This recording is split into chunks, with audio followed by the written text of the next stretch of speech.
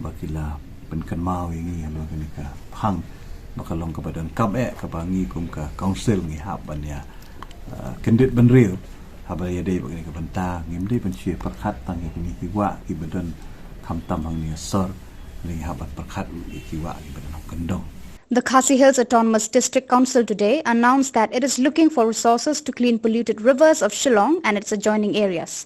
The rivers in and around Shillong have become highly polluted due to throwing of rubbish and discharge of waste into these rivers. Speaking to the media, the Chief Executive Member of KHADC, T.W. Khan, said competent authorities such as Meghalaya State Pollution Control Board, Shillong Municipal Board and KHADC need to discuss this issue.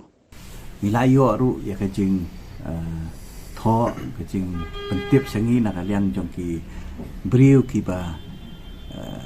deki riu i mariang nang thina po mau kerwat kiba keren ni kaju ika phang ka keren ni ka seng HSPDP te kumbakalong menta ngi nakaliang kajungi kumbapitip ba kabaning kong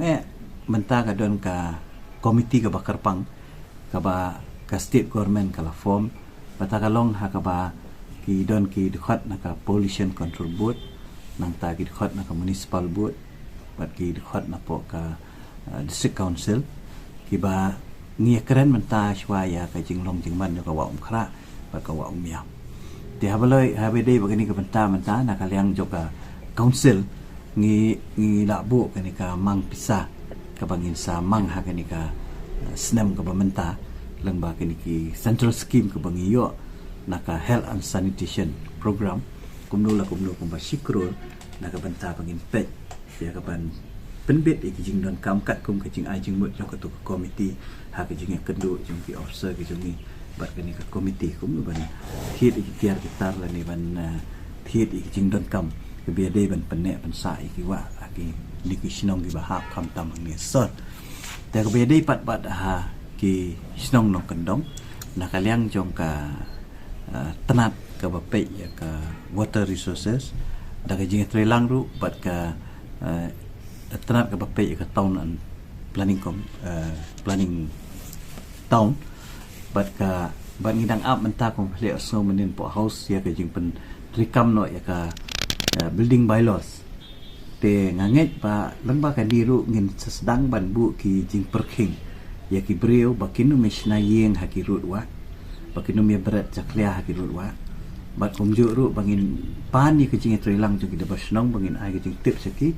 ba ki de ban ai kecing tip bunya ya ki nong song snong bakim de shu ban sna yeng hakirut wa la ni ban sna kinu kicing sna hakirut wa kenang ba pen ne pan sa ya ki ki ki jong ai da ki kenja notification seki dor basnong bagi de ban bu ru ya ki jing maham ki signboard lani wat ki volunteers lu teng kham tam ha ki ni ki jaka ki baki pai ba ki julet ban le subha ban bam khana wat ban sa jan hoi ngim la ban khang ki bakin sum bakin sa ki wa namar ki ki mo ki chanong kendong le ka kam